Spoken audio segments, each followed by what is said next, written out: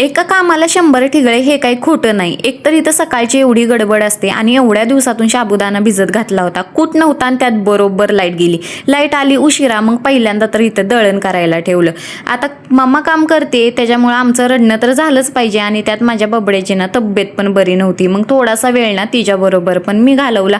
त्यानंतर मग मंडई आणलेली होती, ती पण लावायची होती. आदल्या दिवशीच मंडई आणून ठेवली होती, पण मुलींची तब्येत बरी नसल्यामुळे ना मला खरं तर प्रत्येक कामाचंच माझ्या रुटीन चेंज झालेलं आहे.